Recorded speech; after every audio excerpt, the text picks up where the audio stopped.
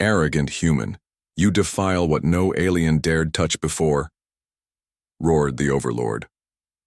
The breach, the derelict floated in the void between stars like a monument to forgotten civilizations. Captain Sarah Chen pressed her gloved hand against the viewport of the salvage vessel Prometheus, studying the massive structure that had appeared on their long-range scanners 3 days ago. It was unlike anything in the database of known alien architectures, a crystalline sphere nearly 2 kilometers in diameter, its surface covered in geometric patterns that seemed to shift when viewed directly. Captain, the preliminary scans are complete, announced Marcus Rivera, the ship's chief engineer. His voice carried the excitement that only came from discovering something truly unknown. The structure is at least 12,000 years old, predating any known spacefaring civilization in this sector. The hull composition is something I've never seen, some kind of programmable matter that's still partially active despite the age. Sarah turned from the viewport, her weathered face showing the cautious optimism of someone who had spent 15 years salvaging alien technology on the frontier.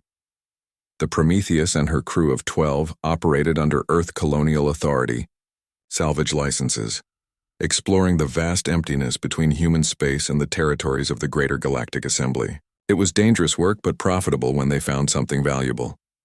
"Any signs of active defenses or power signatures?" she asked, moving to the command console where her pilot, Jim Okonkwo, was running navigation simulations for approach. "Vectors.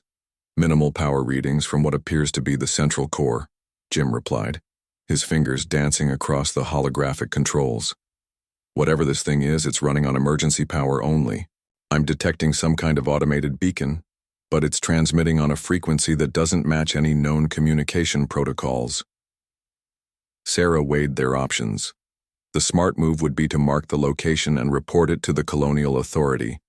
Let the bureaucrats and scientists fight over jurisdiction, while her crew collected a modest finder's fee. But modest fees didn't pay for fuel, repairs, and supplies needed to keep operating this far from civilized space. And there was something about this structure that called to her, a sensation she'd learned to trust after years of following her instincts through the darkness between worlds. "Prep a boarding team," she decided. "Marcus, you're with me. Jim, keep the Prometheus ready for rapid extraction if things go sideways, and get Dr. Yuki up here. If we're dealing with technology this old, we'll need our xenoarchaeologist." An hour later, Sarah stood in the Prometheus's airlock with Marcus and Dr. Yuki Tanaka, all three wearing heavy environmental suits designed for exploring alien vessels. The suit's heads-up displays showed green across all systems, though Sarah knew that meant little when dealing with unknown alien technology. The universe had taught humanity that assumptions about physics and engineering often failed when confronting the truly alien dot. The crystalline sphere loomed before them as they crossed the 100 meters of vacuum between ships.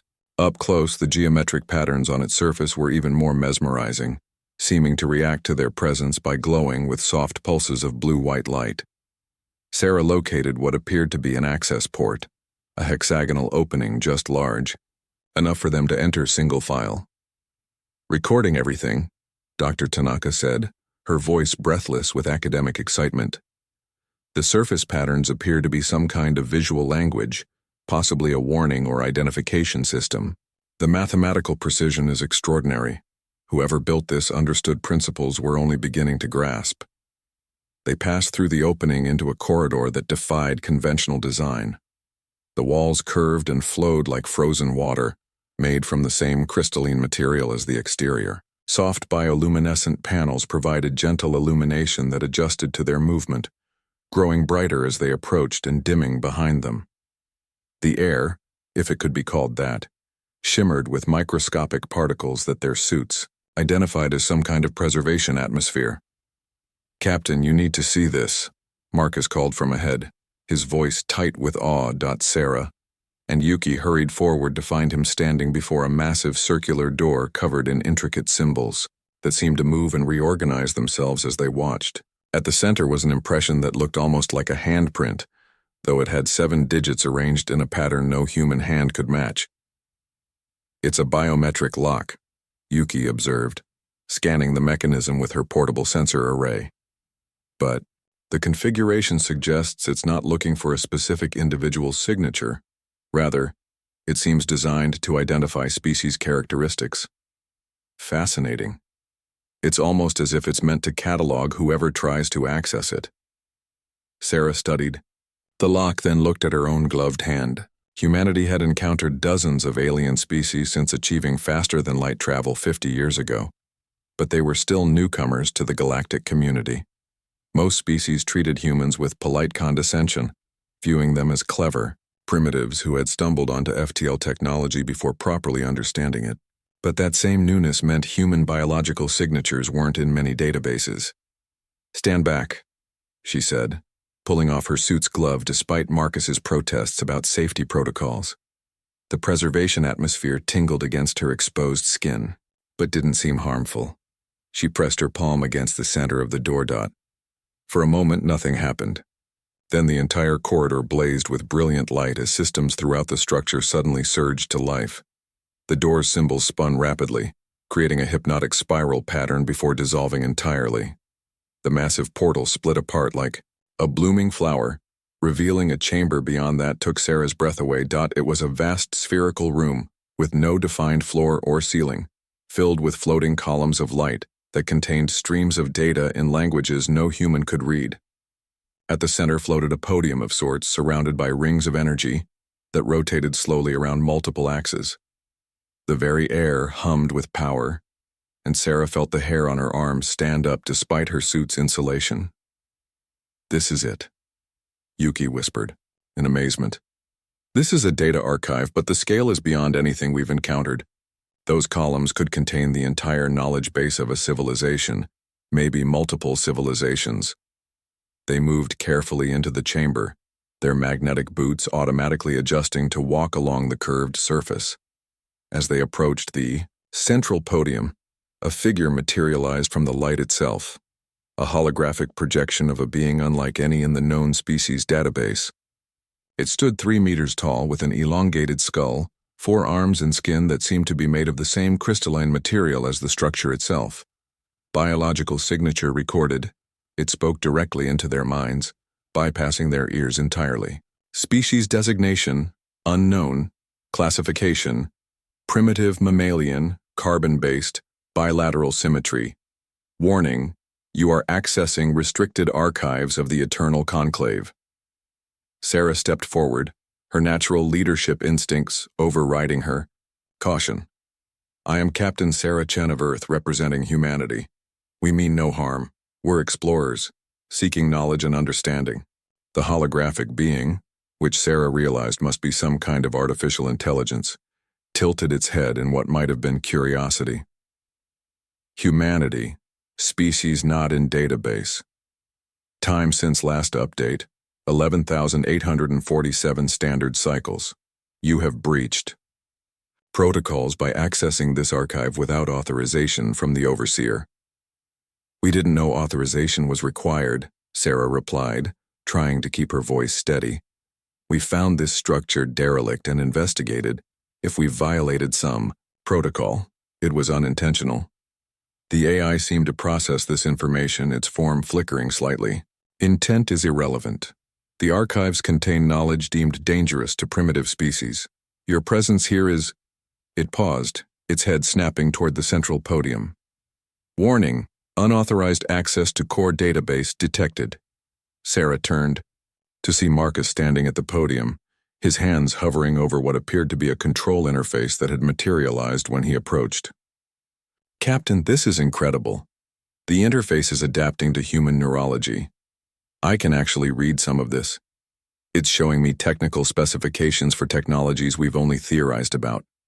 0-point energy, dimensional folding, even what looks like temporal manipulation matrices." "Cease interaction immediately," the AI's voice thundered through their minds. "You are accessing forbidden knowledge. The Overseer has been notified. Enforcement protocols activated." But it was too late. Marcus had already interfaced with the system, his suit's computers automatically downloading everything they could access. Streams of data flowed across his helmet display. Architectural plans for impossible structures, medical knowledge that could cure any disease, weapons that could harness the power of stars themselves. The entire structure began to shudder, and alarm klaxons that hadn't sounded in millennia blazed to life. The preservation atmosphere turned red, and the floating data columns began spinning faster, their light becoming almost blinding. Insolent primitives!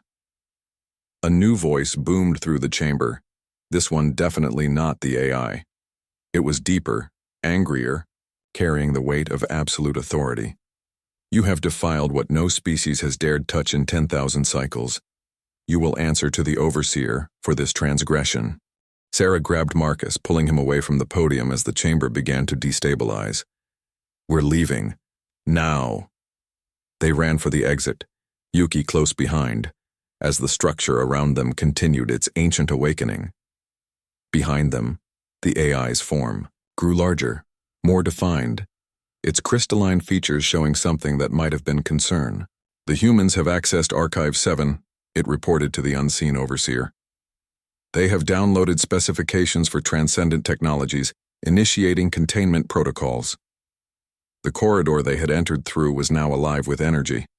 Barriers and defensive systems activating after eons of dormancy. Sarah and her team dodged through closing doorways and around emerging weapon emplacements, their suit systems working overtime to plot safe paths through the chaos. Prometheus, we need immediate extraction.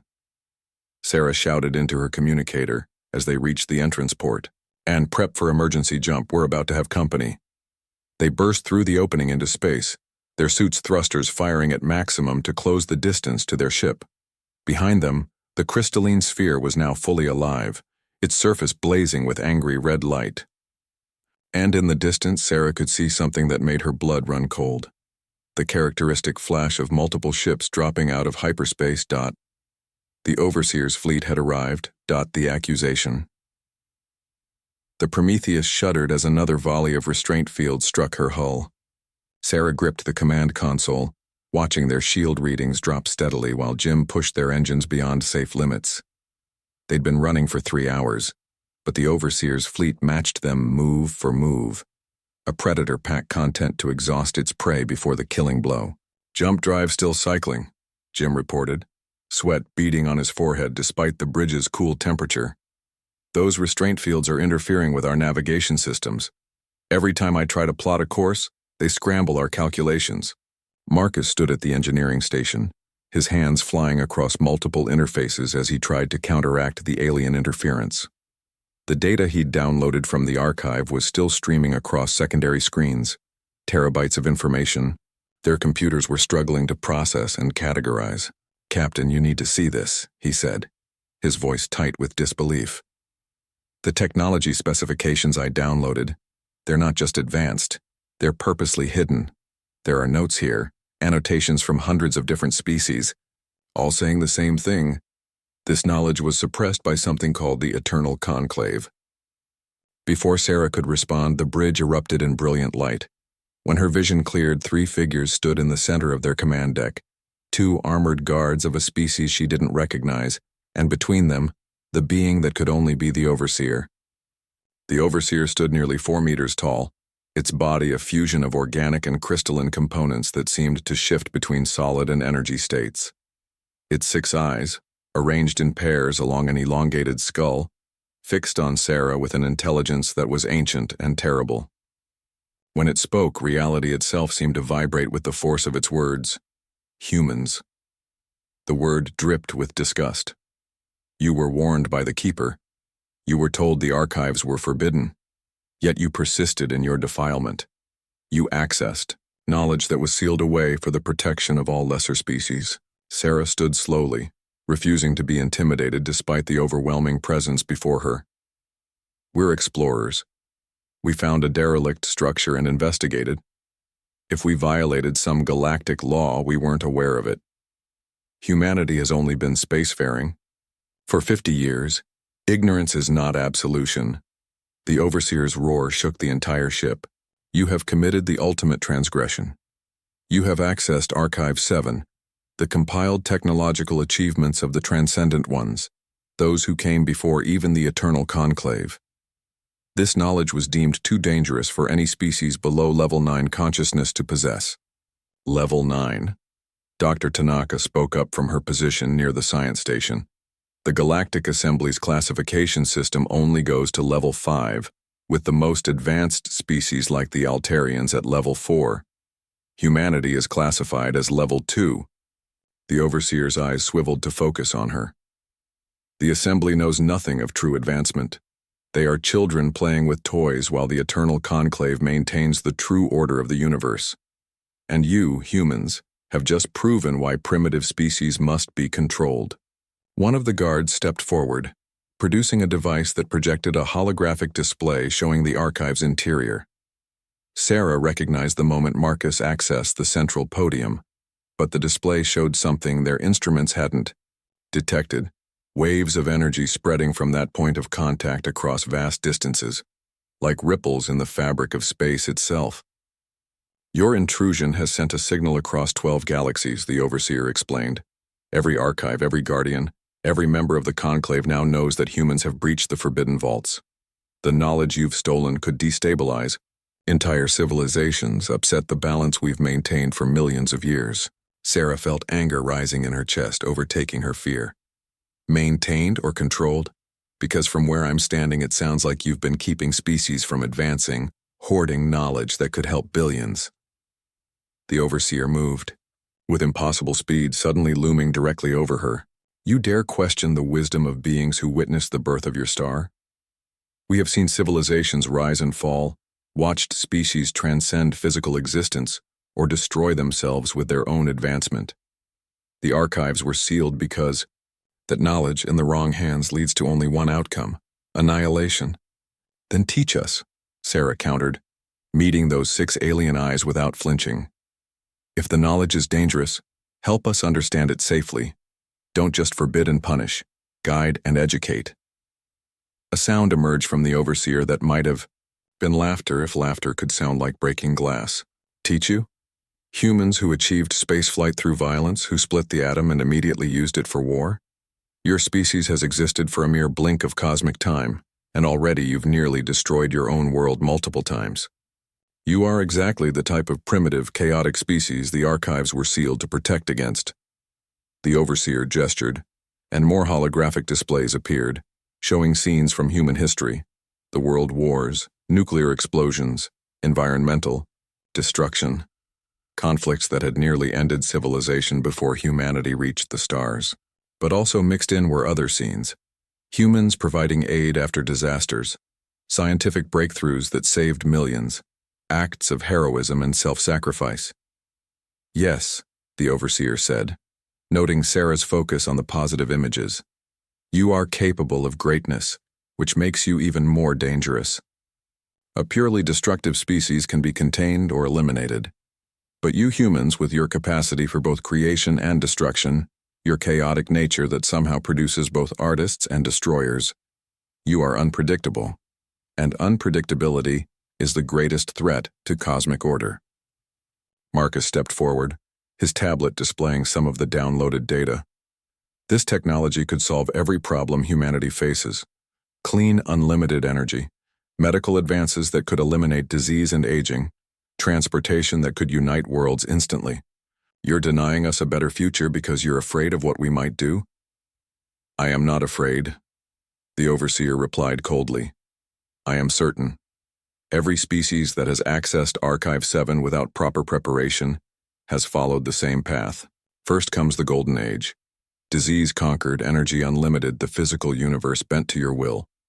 Then comes the expansion, the belief that such power grants the right to impose your will on others. Wars fought with weapons that can unmake reality itself. And finally, either transcendence to a higher plane of existence, abandoning the physical universe entirely, or complete annihilation, taking countless other species with them. The Overseer waved its hand, and Sarah felt her body freeze, held by invisible forces.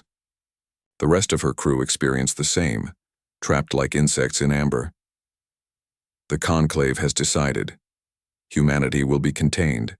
Your spacefaring technology will be disabled. You will be confined to your home system until such time as you naturally Evolve to a level where this knowledge can be safely integrated. Approximately 2 million of your years. No. Sarah struggled against the restraints, her mind racing. You can't just imprison our entire species because of what we might do. It is decided, the overseer stated with finality. The data your engineer downloaded will be purged. Your memories of this encounter will be altered. Humanity will never know how close it came to. The overseer stopped mid-sentence, its 6 eyes widening in what could only be surprise. On Marcus's screens, the downloaded data had suddenly changed, reorganizing itself into something new. Symbols raced across the displays, and a voice, different from either the Keeper or the Overseer, spoke through the Prometheus's communication systems. Conclave Overseer, this is Archive Prime. The humans have activated Protocol 7. The Overseer spun toward the screens. Impossible. Protocol 7 requires Level 9 consciousness to access. Incorrect, the new voice replied. Protocol 7 can also be activated by any species that achieves archive access through pure curiosity rather than conquest, who seeks knowledge for understanding rather than power. The human's engineer accessed the database not to wage war or conquer, but because he wanted to learn. They have passed the true test. Sarah felt the restraints release her, and she stumbled forward. What test? What's happening? The holographic displays around them shifted, showing the same archive they'd explored, but now from a different perspective. She could see moments before their arrival, other ships, other species, approaching the structure with weapons charged, with invasion forces, with the intent to take the knowledge by force. All had been repelled by the Keeper. But the Prometheus had approached peacefully, and they'd entered with wonder rather than greed. The archives were not just repositories of knowledge, the Archive Prime explained. They were tests, filters designed to identify species ready for advancement not through technological achievement, but through wisdom, curiosity, and restraint. Humanity is the first species in 3,000 cycles to pass. The Overseer's form flickered, its composure cracking for the first time. This violates every protocol the Conclave has established. The humans are Level 2 consciousness at best. They cannot be ready for transcendent technology. The Conclave's metrics are flawed, Archive Prime responded. They measure technological advancement and assume it correlates with wisdom. But these humans have shown something the Conclave lost long ago. The courage to explore the unknown without trying to conquer it. The wisdom to seek understanding before power. More displays activated, showing scenes from throughout human history that the Overseer had ignored. Humans risking their lives to save other species, choosing cooperation over conflict even when it cost them, preserving and protecting rather than exploiting. But more importantly, it showed moments of pure curiosity. Scientists working not for profit or power but simply to understand. Explorers venturing into the unknown not to claim territory, but to learn what was there. Furthermore, Archive Prime continued, the download cannot be reversed. It has already been transmitted to 17 human colonies via quantum entanglement protocols. The engineer's suit activated automatically.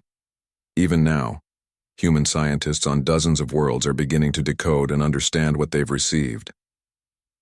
Sarah watched the Overseer's form ripple with what she could only interpret as rage. This is unacceptable. The Conclave will not allow— The Conclave no longer has authority in this matter, Archive Prime interrupted. Protocol 7, once activated, supersedes all Conclave directives. The humans will be given access to the full archives, with guidance, from the Keeper systems to ensure safe integration of the technology. The Overseer turned its 6 eyes on Sarah, and in them she saw something she hadn't expected. Fear. You don't understand what you've unleashed, human. The knowledge in those archives destroyed the transcendent ones themselves. They achieved power beyond imagination and used it to ascend beyond physical existence, abandoning this universe entirely. Is that the fate you want for humanity? Sarah thought of Earth, of the colonies struggling to survive on harsh worlds, of children dying from diseases that this knowledge could cure. She thought of humanity's potential, both terrible and wonderful. Maybe, she said quietly, we'll find a different path. Maybe we'll use this knowledge not to transcend or destroy, but to build something new. You've had millions of years to decide what's best for everyone else. Maybe it's time to let younger species have their chance. The overseer stood silent for a long moment, then spoke with what sounded like resignation. So be it. When your species destroys itself with power it cannot comprehend, when the cascade failures begin and reality itself starts to unravel, remember that you chose this path. It turned to its guards. We return to conclave space. Initiate quarantine protocols around human territory. When they fall, the damage must be contained. The three figures vanished in a flash of light, leaving the Prometheus bridge in sudden silence.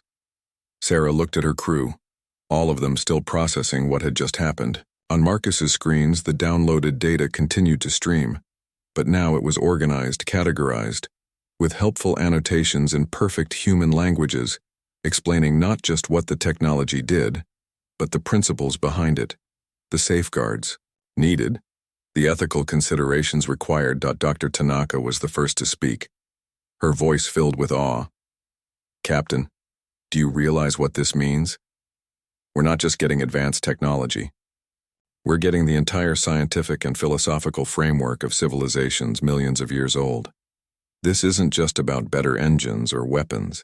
It's about understanding the fundamental nature of reality itself. Jim looked up from his navigation console. The restraint fields are gone. We can jump back to human space whenever you're ready, Captain. But, where exactly do we go with this? Earth? The colonial authority? The military is going to want to weaponize this immediately. Sarah stared at the streaming data, the weight of responsibility settling on her shoulders like a mountain. They held the future of humanity in their computers, the power to transform their species into something unimaginable, or to destroy it entirely. The overseer's warning echoed in her mind, but so did her own words about finding a different path. The Revolution 6 months had passed since the Prometheus returned to human space with its impossible cargo of knowledge. Sarah stood in the observation deck of Harmony Station, humanity's newest creation built using technologies from the archives. The station floated at the edge of human space, a crystalline structure similar to the archive, but infused with distinctly human aesthetics, gardens visible through transparent walls, art from 100 cultures adorning the corridors, children's laughter echoing through spaces that defied conventional geometry. The integration hadn't been smooth. When the Prometheus first arrived at Earth with news of their discovery, the reaction had been exactly what Sarah feared. Military leaders immediately saw weapons, corporations saw profits, and governments saw power. For 3 weeks, it seemed, the overseer's prediction would come true as nations threatened war over who would control the archive data. But then something unexpected happened. The Archive Prime had been clever in how it distributed the information.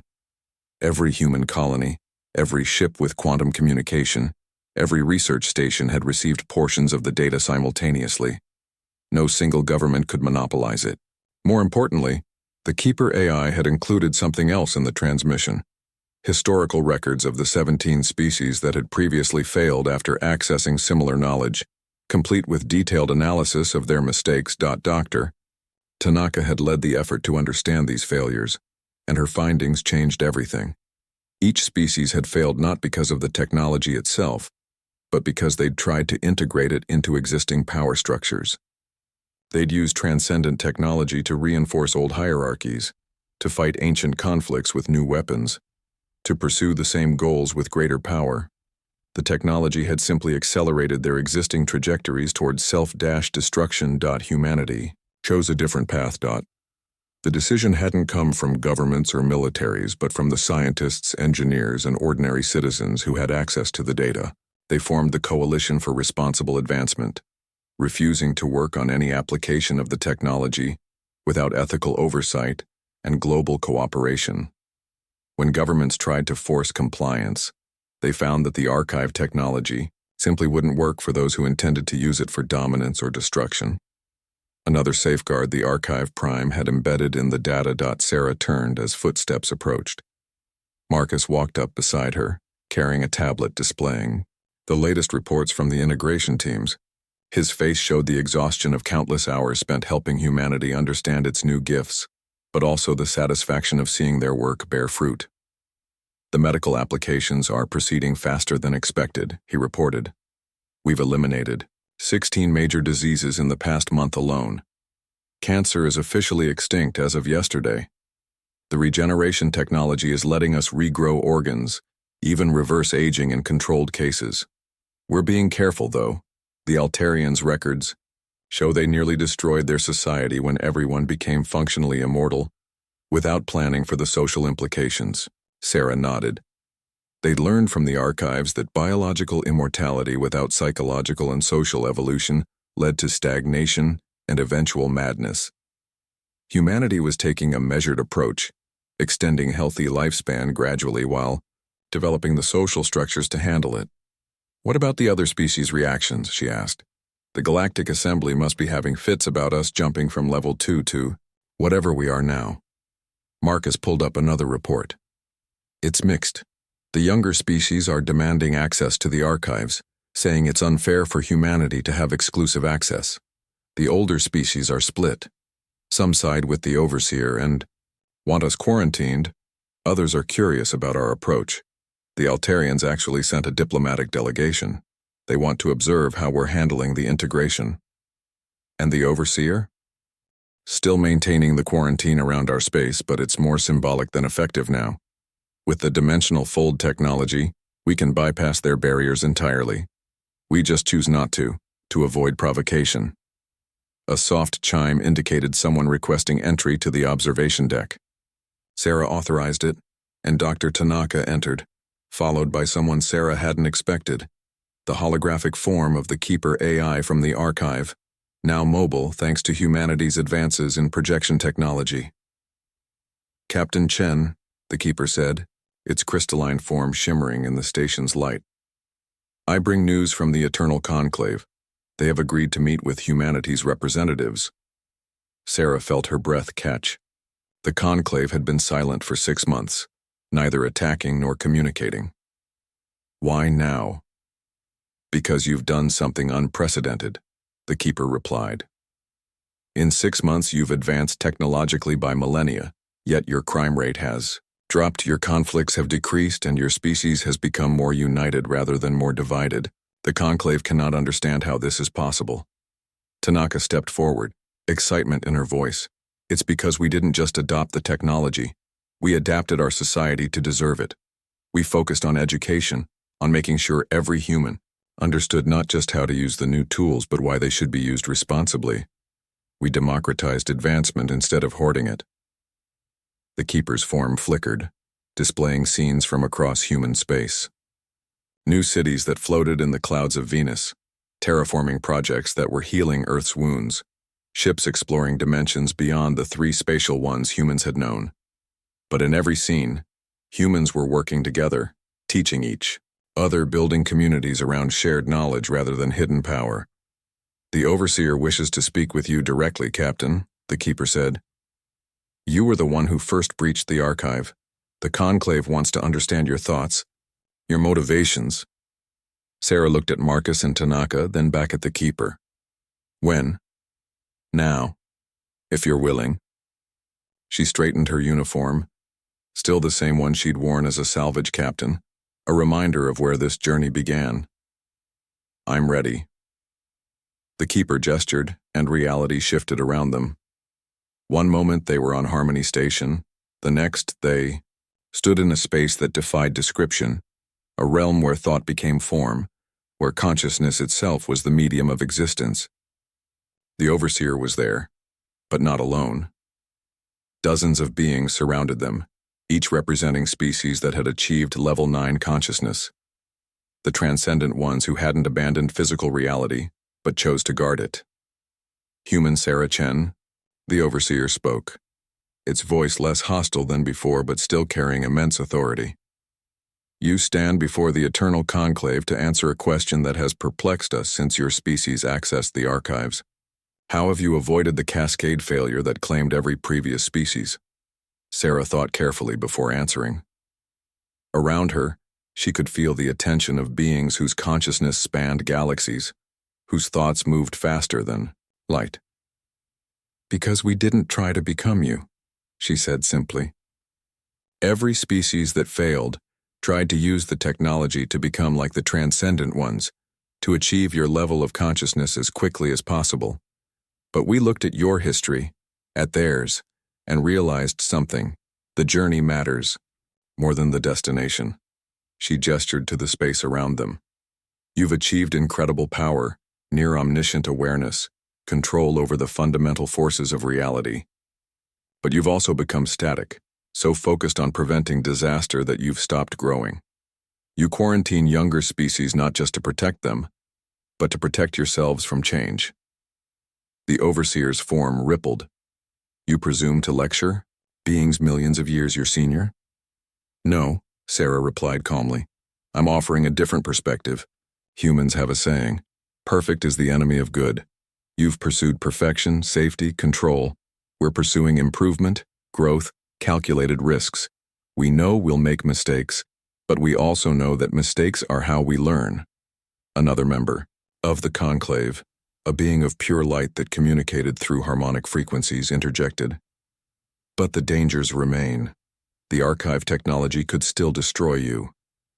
Marcus stepped forward, somehow maintaining his composure in this impossible space. "It could, but so could nuclear weapons, and we learned to control those.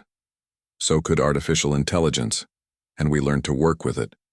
So could genetic engineering, and we learned to use it responsibly. The difference is, we're not trying to use this technology to escape our humanity. We're using it to become better humans." The Overseer moved closer, its 6 eyes studying them with an intensity that should have been terrifying but somehow wasn't. "You truly believe your chaotic, unpredictable species can handle power that destroyed civilizations far older and wiser than yours?" "We believe we can try," Sarah said. "And more importantly, we believe we have the right to try. You talk about protecting younger species, but protection becomes prison when it never ends. A parent who never lets their child face danger never lets them grow." Silence fell over the assembly. The members of the conclave communicated in ways beyond human perception, thoughts and concepts flowing between them like rivers of light. Sarah waited, feeling the weight of humanity's future in this moment. Finally, the Overseer spoke. "You have challenged assumptions we have held for eons, human. The conclave has decided the quarantine will be lifted. More than that, we will open dialogue with your species. True dialogue, not the condescension we have shown to younger races. Perhaps we have lessons to learn from you as well." The space around them shifted, and suddenly they were back on Harmony Station. But the Keeper remained, its form now accompanied by a smaller version of the Overseer's projection. "This is unprecedented," the Overseer admitted, its voice carrying something Sarah had never expected to hear. Humility. "In all our existence, we have never reconsidered a containment decision. But your species has shown us something we had forgotten. That wisdom can come from unexpected sources, that youth brings perspectives age cannot see." Over the following weeks, everything changed. The quarantine barriers fell, and humanity found itself not isolated but welcomed into a broader galactic community. Species that had been forbidden from sharing advanced knowledge now came to learn from humanity's approach to integration. The archives, all of them across the galaxy, began to open to species previously deemed too primitive, but with human advisors helping to manage the transition. Sarah stood once again on Harmony Station's observation deck, but now it was filled with beings from a dozen species. Altarians compared notes with human scientists on consciousness expansion. The insectoid hive singers shared their quantum communication methods while learning human concepts of individual creativity within collective harmony. Even the synthetic intelligences of the machine collective found value in humanity's approach to AI rights and integration. "You realize what you've done, don't you?" the Overseer asked, its projection standing beside her.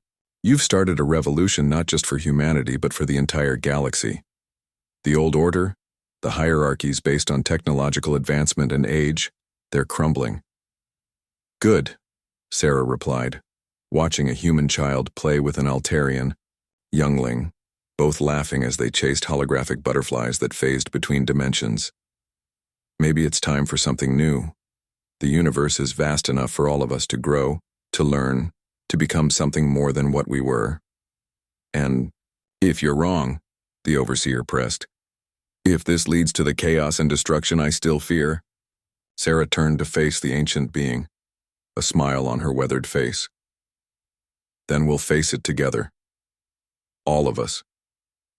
That's what your conclave never understood. Isolation might prevent disaster, but it also prevents triumph. You were so afraid of species destroying themselves that you never let them truly live.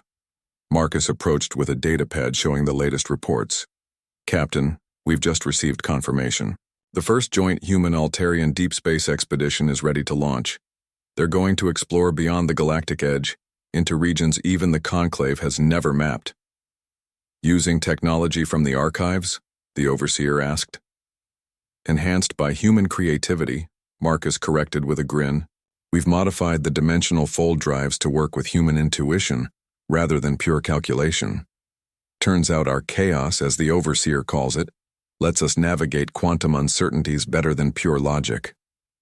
The overseer's form shimmered, displaying data streams from across human space. Your species continues to confound our predictions. We calculated a 94% probability of self-destruction within the first year of archive access. Instead, you've achieved something we thought impossible: technological transcendence without losing your essential nature. Sarah watched as more ships launched from Harmony Station's docking bays, not warships or conquest vessels, but exploration craft, medical ships, cultural exchange vessels. Humanity had chosen to use its newfound power not to dominate, but to connect, to heal, to discover. The true test is still coming, she said quietly. We've only had this technology for 6 months. The real challenge will be in 50 years, 100 years, when it becomes routine, when the next generation takes it for granted. Which is why we've established the Archive Council, Tanaka added, joining their group. Representatives from every human colony, but also from other species who've chosen to follow our integration model. We're documenting everything, our successes, our mistakes, our close calls. Future generations will learn from our journey. The keeper, who had remained silent, suddenly spoke up. Captain Chen, there is something you should know. The Archive Prime has been analyzing humanity's approach, and it has reached a conclusion. You are not the first species to attempt this path of gradual ethical integration. 3 others tried similar approaches over the past 1,000,000 years. Sarah felt a chill. What happened to them? They succeeded, the keeper said simply. They achieved true transcendence, not by abandoning physical reality like the transcendent ones, but by learning to exist in harmony across all levels of consciousness. They became the builders of the archives, the creators of the tests. They evolved beyond the need for physical form, but chose to remain connected to the universe through their legacy of knowledge. The implications hit everyone simultaneously. The archives weren't just repositories left by vanished civilizations. They were active gifts from species that had succeeded in evolving responsibly, leaving guideposts for others to follow. So we're not alone in this journey, Sarah said softly. You never were, the overseer admitted. We just forgot that the point wasn't to prevent all change, but to guide it wisely. Your species has reminded us of our true purpose, not to be guards but gardeners, helping new growth flourish rather than keeping it confined. A communication alert chimed on Marcus's pad. He read it, his eyes widening. Captain, we're receiving a transmission from beyond our galaxy. It's in perfect human language, but the signal origin is from a region of space we've never explored. They moved to the communication center where the message played across the screens. Greetings, humanity. We are the Ascended Collective, those who came before and chose to remain connected. We have watched your journey with great interest. You have passed the first test, accessing the archives without losing yourselves. You have passed the second test, sharing knowledge rather than hoarding it. Now comes the third test, Will you help others as you were helped? Will you become guides for those who come after? The universe awaits your answer. Sarah looked around the room at the assembled beings, human and alien, organic and artificial, young and ancient. This was what the Overseer had feared, what the Conclave had tried to prevent, but also what the universe had been waiting for. Not a single species achieving dominance, but all species growing together, each contributing their unique perspective to the greater whole. Send a reply, she said, her voice steady with determination. Tell them yes. Humanity accepts the responsibility. We will pay forward what was given to us. We will help others find their own paths to the archives, their own ways to grow. But we'll do it our way, with curiosity, creativity, and just enough chaos to keep things interesting. The Overseer made that breaking glass sound that Sarah now recognized as laughter. You humans, even in transcendence, you refuse to follow conventional paths. Would you want us any other way? Sarah asked. No, the Overseer admitted. It's 6, eyes showing something that looks surprisingly like warmth. No, I don't think I would. Epilogue. 1 year later, Captain Sarah Chen stood in her new role as Director of the Galactic Integration Initiative, watching as another species, the aquatic depths singers from the Orion Nebula, prepared to access their first archive. Humanity's successful integration had inspired a revolution across the galaxy. The old hierarchies based on technological advancement had given way to collaborative networks based on shared growth and mutual support. The Overseer, now a permanent advisor, rather than a guardian, floated beside her.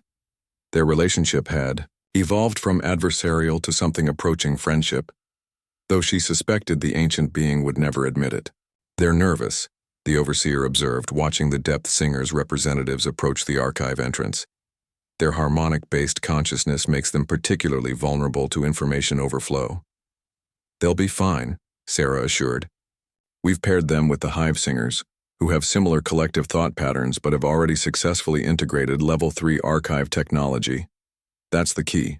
Species helping species, each sharing their unique strengths. Marcus arrived with his latest report, now serving as humanity's Chief Technology Integration Officer. The medical ship Nightingale just cured the crystalline plague in the Vega system. That's the last of the major galactic diseases eliminated. Also, the Dimensional Fold Network is ahead of schedule. We'll have instant transportation between all major worlds within 2 years. All because a salvage captain took a wrong turn, the Overseer mused. All because you tried to keep knowledge locked away instead of teaching others how to use it safely, Sarah countered. Fear of disaster became a self-fulfilling prophecy. Trust and education break that cycle. A young human girl ran up, followed by an Altarian child, both wearing badges identifying them as Junior Archive Explorers, part of the program to introduce the next generation to advanced knowledge gradually. Playfully, safely. Director Chen, the girl exclaimed. We figured out how to make the light sculptures dance to music. Want to see? Sarah knelt down to the children's level. I'd love to see. Show me what you've discovered. As the children demonstrated their innovation, a fusion of human artistic creativity and Altarian energy manipulation, Sarah reflected on how far they'd come. The universe that had seemed so vast and hostile a year ago now felt like a neighborhood full of potential friends and teachers.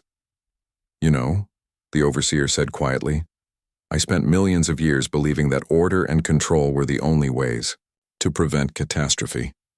Your species has taught me that controlled chaos, what you call innovation, might be the key to growth.